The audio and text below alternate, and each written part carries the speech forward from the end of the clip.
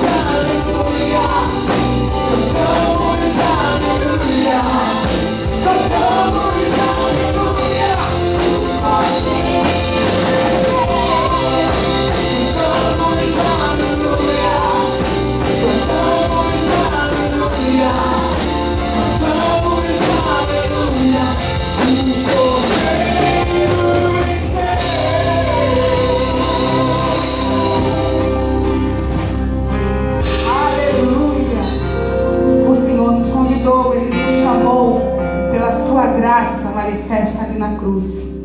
E no livro de João, no capítulo 1, versículo 12, o Senhor diz assim na sua palavra, que todos quanto receberam, Ele deu-lhes o poder de serem feitos, de serem chamados filhos de Deus. Foi pela cruz que o Senhor me chamou. Foi pelo sacrifício naquela cruz. Foi pelo sangue vertido. O Senhor me chamou você. Então eu olho para a cruz de Cristo e eu sigo. Ele é o meu exemplo. Ele foi o sacrifício maior. Se Ele nos deu uma cruz, está garantido que nós conseguimos. O Senhor garantiu a vitória através da cruz. Amém?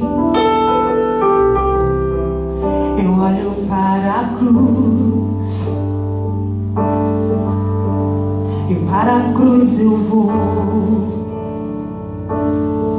O seu sofrer participar, a sua obra vou cantar. Meu Salvador na cruz mostrou o amor do Pai, o justo Deus. Cante conosco. Pela cruz me chamou, gentilmente me atraiu e eu, sem palavras, me aproximo, quebrantado o seu amor.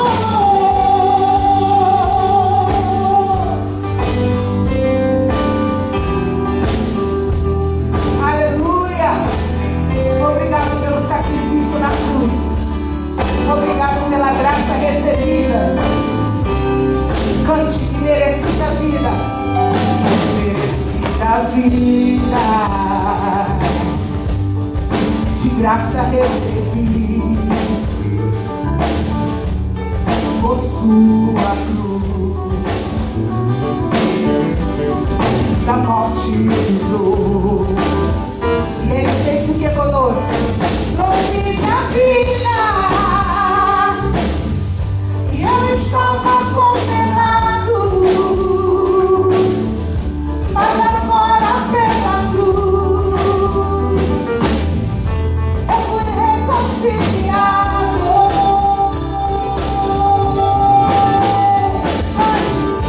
Pela cruz me chamou, gentilmente me atraiu e eu, sem palavras,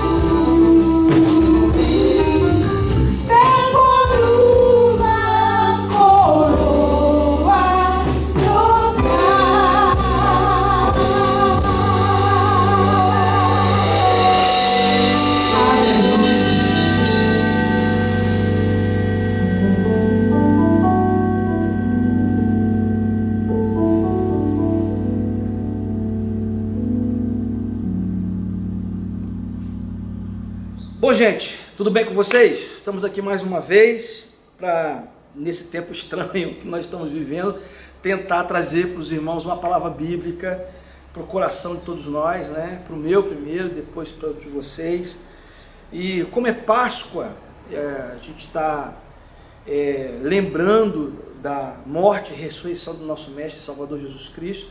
Eu propus um texto que eu gosto muito de refletir sobre ele, e todos que eu leio ele me traz grandes informações e mensagem. É o texto de Lucas 24, que é o texto que fala sobre a ressurreição de Jesus, mas que fala também um pedacinho de dois camaradas que, depois do que viveram, pegaram um caminho em direção a uma cidade chamada Emaús. Eu queria tratar com os irmãos esse texto aqui, Lucas 24, de 13 a 19. Diz o seguinte: naquele mesmo dia, dois deles estavam de caminho para uma aldeia chamada Emaús, distante de Jerusalém, 70 estádios, e iam conversando a respeito de todas as coisas sucedidas.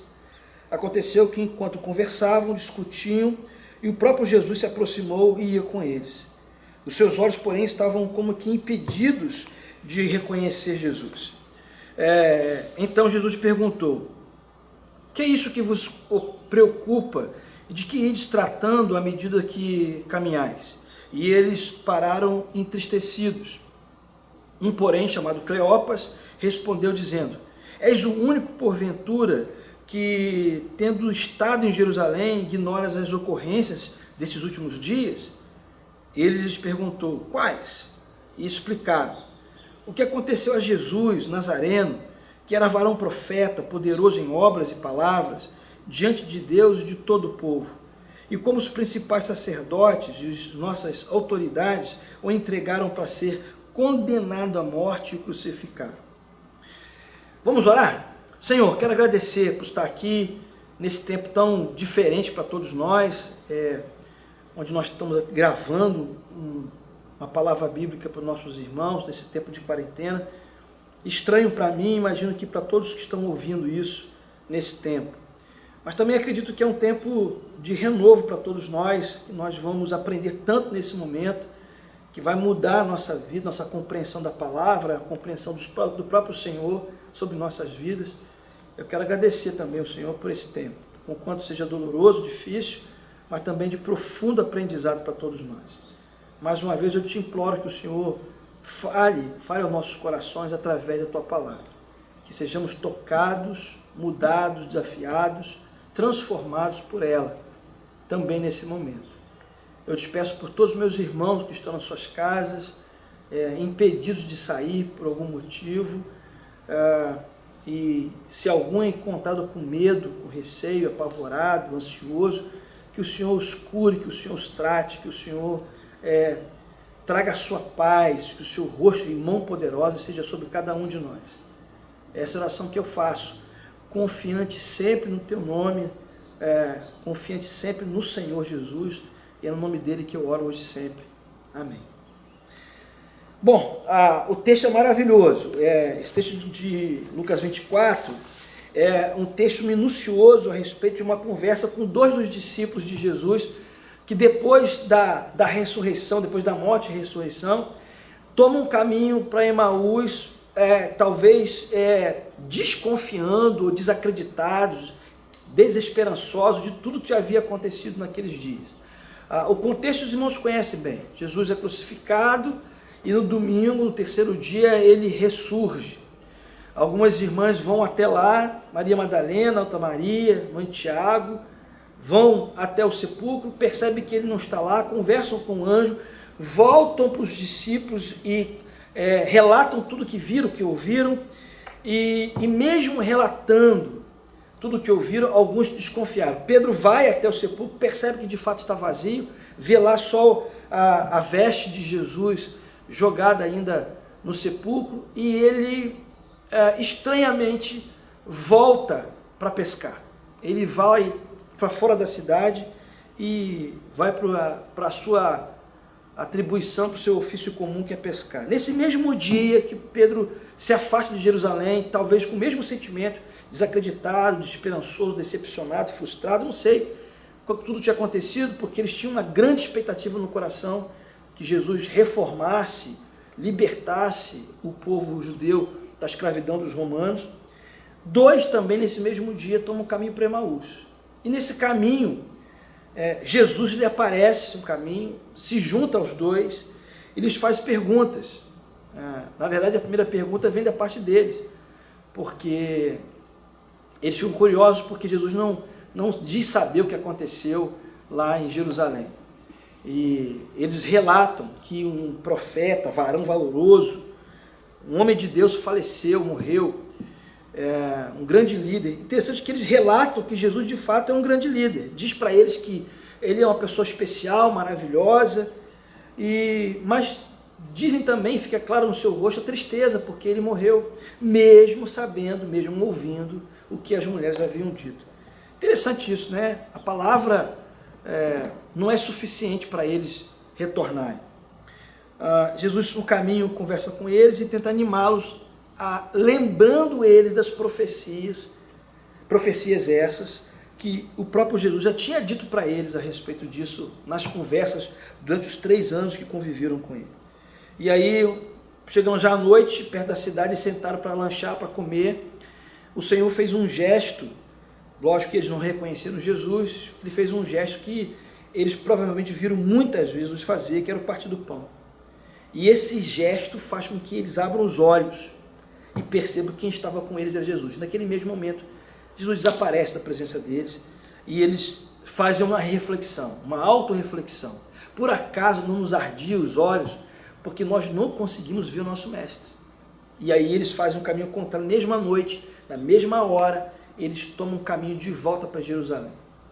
E é sobre isso que eu quero conversar com vocês um pouco, porque a Páscoa, esse movimento todo da ressurreição de Jesus acontece dentro da Páscoa. A Páscoa era uma comemoração judaica a respeito do êxodo, né? da saída do povo judeu, da comemoração do povo judeu na sua retirada do Egito. E isso acontece justamente nesse momento de libertação, de lembrança da libertação do povo judeu. A morte e ressurreição de Jesus acontece nesse momento. Aquilo que é a libertação do povo de Deus, né, a libertação daqueles que são escravizados pelo pecado, acontece justamente na Páscoa. Por isso chamamos de Páscoa. E eu queria pensar em algumas coisas com os irmãos, porque esse texto nos traz grandes ensinamentos. Primeiro é que aqueles 2 servos de Deus estavam perdidos. Esse sentimento de não consolidação, acho que essa expressão, de não consolidação da fé, nos faz ficar perdidos. Eu estava aqui agora há pouco conversando com o irmão sobre doutrina, sobre a necessidade de repensarmos teologia. É interessante quando a gente vai pensar sobre um assunto e não consegue segurar firmemente a respeito desse assunto, não consegue encontrar as bases para aquilo que fazemos ou pensamos, nós ficamos perdidos. Aqueles 2 parece que estavam questionando tudo aquilo que ouviram durante os 3 anos, ou o tempo que eles passaram conversando com Jesus. Eles estavam questionando, eles estavam perdidos, e quando você está perdido, você vai para qualquer lugar. Então nós vamos para Emaús, porque é uma grande decepção. O texto diz no verso 13, naquele mesmo dia, 2 deles estavam a caminho para a aldeia chamada Emaús, iam conversando a respeito de todas as coisas que sucedeu. Eles iam conversando, eles estavam ainda tentando concatenar tudo, colocando no lugar tudo, estavam perdidos. A impressão que eu tenho, hoje eu estava tentando orientar uns irmãos que vão viajar para o Haggai no mês de junho, e a impressão que eu tive tentando orientar aqueles irmãos é que eu também estava perdido. As coisas estão instáveis demais, você não tem onde segurar. Ninguém sabe dizer quanto tempo ficaremos de quarentena, o que vai acontecer depois da quarentena, como vamos nos comportar depois. Na verdade, nós estamos um pouco perdidos porque é algo sem precedente para a nossa história.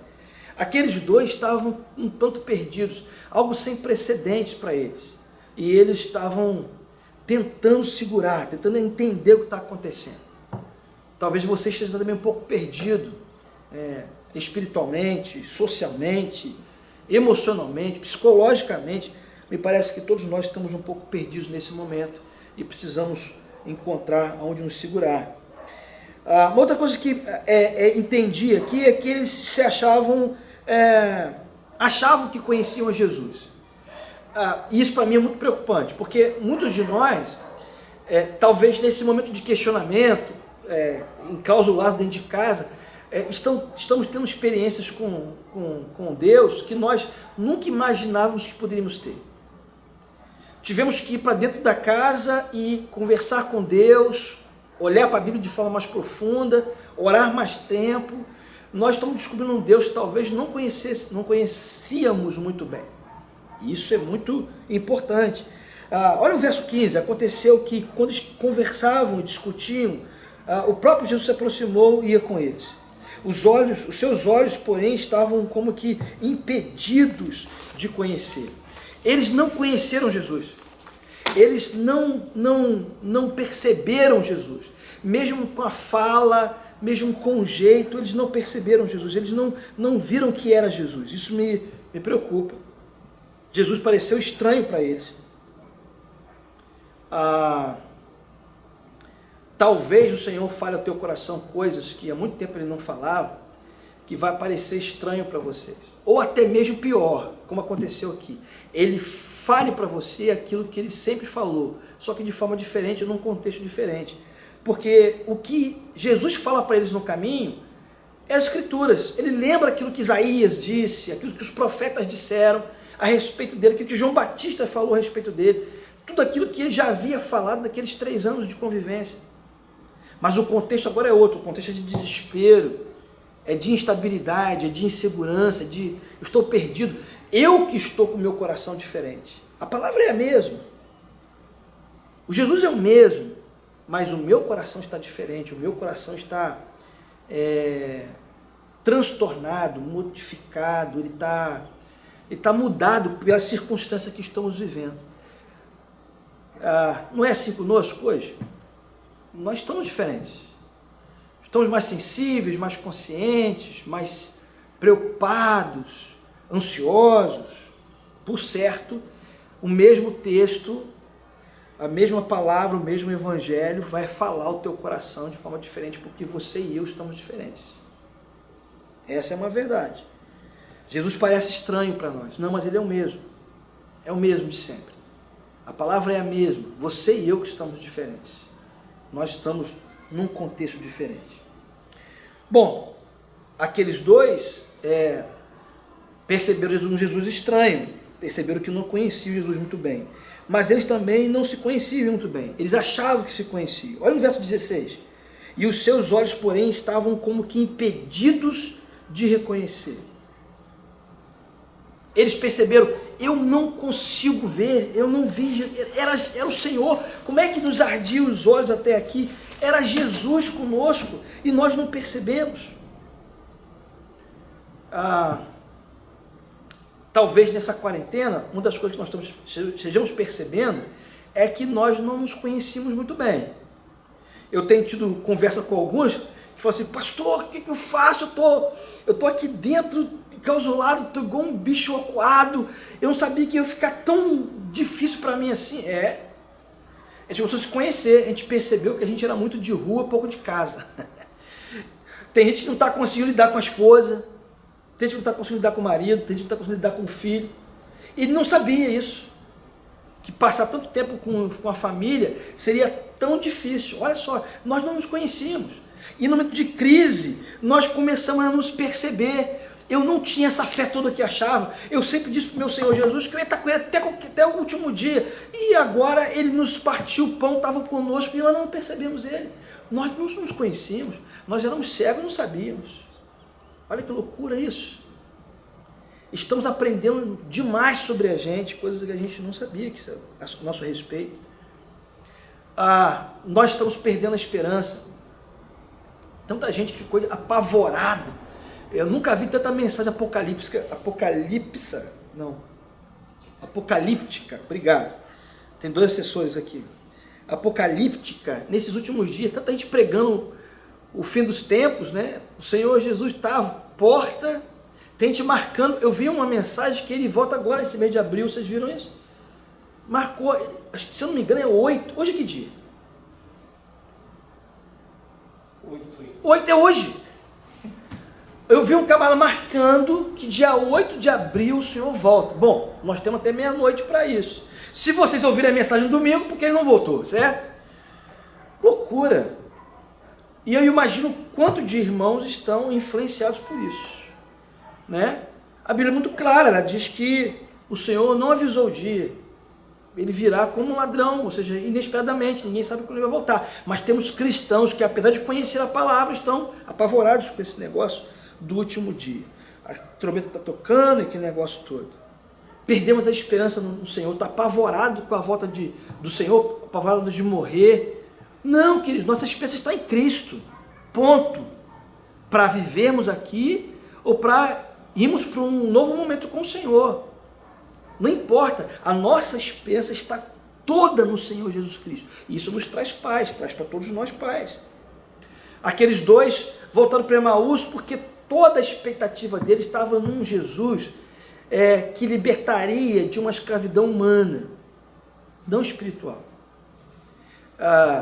O irmão pode ser curado hoje, e eu gostaria que o irmão fosse curado da sua doença.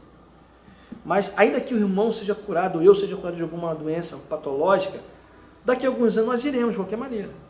Pela velhice, pela idade, nós vamos envelhecer e vamos morrer. Então experimentarmos a morte, todos experimentaremos. O problema não é quando, mas como. Com que cabeça, com que coração eu vou experimentar isso. E eu espero que você tenha essa esperança no coração de que a nossa vida está entregue no Senhor Jesus Cristo. E Ele é fiel e justo. Ponto.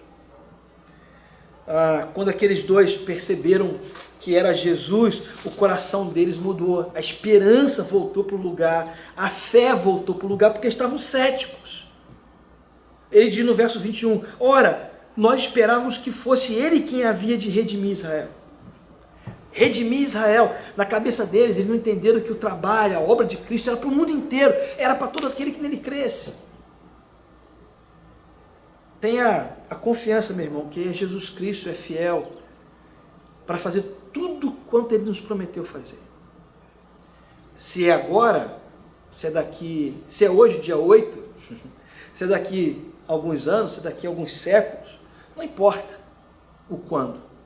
O importa é que você e eu sejamos encontrados com o coração adequado, confiantes que Jesus ressuscitou o terceiro dia e Ele vive e reina à destra do Pai e virá nos buscar um dia a sua igreja redimida e nós, eu e você, em nome de Jesus, habitaremos com o Pai eternamente.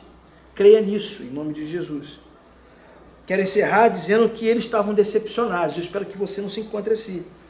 De fato, alguns dos nossos foram ao sepulcro e verificaram a exatidão do que disseram as mulheres, mas não o viram.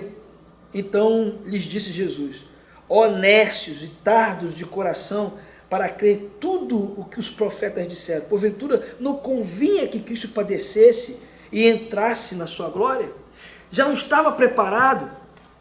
Irmãos, independente se Jesus volta hoje, volta daqui a 100 anos, o que tudo está acontecendo é algo que já foi previsto, já foi percebido, já foi visto na palavra. Não tenha essa preocupação, não fique decepcionado por nada. Muito pelo contrário, seja esperançoso e seja proativo, porque é provável que você possa nesse tempo orar por alguém, você possa cuidar de alguém em oração, você possa fazer uma live, você possa fazer uma ligação, pegar um telefone e ligar para alguém que sabe que pode estar perdido, indo para o inferno, e você trazer uma palavra de esperança para ele. É um tempo de serviço cristão. É tempo de você talvez ajudar alguém que porque está em quarentena, não pode trabalhar, e está sem dinheiro para comprar comida, e você pode de alguma forma ajudá-lo. É tempo de ser cristão, é tempo de você não se decepcionar com o governo, com as igrejas, com os pastores, com a família, com os parentes. Não, é tempo de você que é filho de Deus, ser bênção e viver a Páscoa nessa hora. Trazer a palavra de libertação, que Jesus Cristo ressuscitou no terceiro dia, e ressuscitou para que o pecado que estava nos amaldiçoando, o pecado de Adão fosse retirado, e essa maldição não exista mais. Nós não estamos mais debaixo de maldição, muito pelo contrário, estamos debaixo de graça, você e eu. E talvez muitos das pessoas com quem você se relaciona, que eu me relaciono, elas não saibam disso. Olha que tempo oportuno, porque os corações estão sensíveis, as pessoas estão mais abertas para a conversa, elas estão mais... o contexto nos possibilitou essa conversa, esse diálogo que até então parecia estar fechado, porque o mundo está cético. Não fique decepcionado como aqueles dois, porque Jesus não foi encontrado no túmulo. Diga glória a Deus e aleluia por isso, porque ele não está no túmulo. Ele não foi encontrado lá. Ele está em você, está em mim. Então tenha esse discernimento, compreenda isso, concatene isso na tua mente, perceba o quanto isso é importante para isso te impulsionar nesse momento. E não fazer você um refém do medo, da preocupação. Lembre que a Páscoa é libertação, é êxodo, é saída da escravidão, não só do espaço físico, mas principalmente da mente escrava do pecado, da mente escrava da ignorância, da mente escrava da falta de esclarecimento bíblico. Não, você tem a palavra de Deus nas tuas mãos. Liberte-se. Jesus Cristo ressuscitou ao terceiro dia. E aí eu quero encerrar deixando com vocês alguns conselhos práticos para a nossa vida. Primeiro, retorne. Aqueles dois voltaram. Uma das coisas que me preocupa é o orgulho no ser humano. A gente tem medo de recuar. A gente tem receio de recuar. A gente tem receio de voltar para fazer aquilo que é certo. Eu prefiro manter o errado até o final por orgulho, por posicionamento pessoal, do que percebendo que errei, percebendo que estava equivocado, não voltar. Isso é uma bobagem, isso é uma ignorância tremenda. Então retorne. Retorne para as referências de fé que você tem. Retorne para as referências de alegria que você tem. Traga para o coração a lembrança das boas coisas. A Bíblia nos ensina isso. Então retorne. Fale para o teu irmão aí, retorne. Não deixe o medo consumir você. Celebre a vida, você está vivo, você está bem, você está com saúde. E mesmo que não esteja, vá orar. Celebre a vida. Celebre a vida. Você está bem. Você está vivo. E vivo com possibilidade de ajudar outros que estão em situações mais difíceis que você. Celebre a vida. Volta para Jerusalém para trabalhar, porque agora você vai ter que espalhar o Evangelho. Dizer para todo mundo que Jesus vive e reina. Dizer para todo mundo que ele não está no sepulcro. Volte para trabalhar. Retorne. Eu acho que uma das coisas que vai acontecer, eu estou com essa esperança no coração, é que nós vamos viver um grande avivamento bíblico, eclesiástico, nesse tempo da Igreja de Cristo. As pessoas vão acordar, os crentes vão acordar, que eles precisam comungar um com os outros, que eles precisam, como está fazendo falta a comunhão, né, meus irmãos? Que nós precisamos estar perto um do outro, nós precisamos andar, cuidar um do outro, precisamos orar um pelo outro. Há muito tempo a Igreja de Cristo não orava como está orando agora. Eu creio que vai haver um despertamento. Então volte para as bases, para as práticas das primeiras coisas, como oração, como cuidado do próximo, como exortação em amor do outro. Volte. Faça o que Deus mandou você fazer. Volta correndo para Jerusalém. Jerusalém sempre foi, e aqui é um paradigma, vamos combinar. Jerusalém foi o grande paradigma dele, porque na cabeça do judeu ortodoxo, o Senhor só fala em Jerusalém. Então, Jerusalém ainda é, naquele momento, o epicentro da religiosidade na cabeça do judeu. Ele pensa em Jerusalém. Então, é simbólico isso. Voltar para Jerusalém é voltar para as bases da fé, para a referência da fé. Volto a dizer, nós estávamos aqui conversando sobre essas coisas aqui há pouco tempo atrás. Nós precisamos fazer reflexão e voltar para algumas bases bíblicas bem profundas. Não permitir que a tradição seja maior do que a palavra em nosso coração. Não permitir que a tradição nos impeça de viver aquilo que o Senhor Jesus nos ensinou. Quando Jesus vai particularmente, especificamente, e se apresenta a esses dois irmãos, lembrando vocês que Emaús ficava 12 quilômetros de Jerusalém, é uma distância grande, naqueles tempos então, bem grande, a pé. Jesus vai lá e ele conversa com esses dois, preocupados preocupado em restaurar a fé desses dois, para que eles pudessem voltar para fazer aquilo pelo qual eles foram chamados a fazer.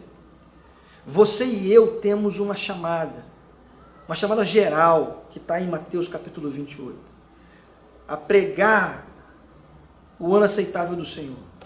E temos que fazer isso dentro do contexto adequado, avivados, com coração fervoroso. É Páscoa, meus irmãos, e é Páscoa até Jesus voltar. É Páscoa até Jesus voltar. E eu e vocês temos que pregar isso. Um filósofo alemão, Martin Heisen, disse uma coisa muito interessante, que ele diz que um ser humano só existe quando ele descobre o seu propósito. Ele só passa a existir fundamentalmente quando ele entendeu a razão da sua existência na vida. Fora dessa compreensão, ele não existe. Eu acho que isso pode ser transferido para o cristão também. Nós cristãos só existimos quando entendemos nosso papel nesse mundo. Se nós não o vivemos, deixamos de existir, talvez. A minha oração nesse dia, né, é que você e eu vivamos com um propósito claro de fazer a vontade de Deus. Então, minha palavra final é essa: volte para Jerusalém, volte para as bases do Evangelho, volte para aquilo que é o epicentro da vontade de Deus na sua vida e na minha vida, porque é Páscoa, e a Páscoa é isso, é libertação, é Deus trazendo o novo para nós, o renovo para nós, a renovação, trazendo avivamento para mim e para você. Que Deus te abençoe, que Deus te guarde, que Deus te proteja, que Deus te avive, mexa com você e comigo. Amém? Vamos orar? Senhor, quero agradecer por esse tempo precioso que o Senhor nos deu, da Tua Palavra, que o Senhor nos ajude a nesse tempo, a não perdermos de vista os propósitos do Senhor nessa Páscoa, ou em todas as Páscoas, ou no tempo que vivíamos aqui, que é Páscoa. Cuide de cada um de nós, onde quer que nós estejamos, sejamos tocados pelo Teu poder e graça. Que a graça do nosso Senhor e Salvador Jesus Cristo, o amor de Deus o Pai e as doces consolações do Santo Espírito de Deus seja com você, com todos nós, com todos aqueles que o Senhor te deu para você cuidar, e com todo o povo de Deus espalhado sobre a face da terra. E todo o povo de Deus diz amém. Amém.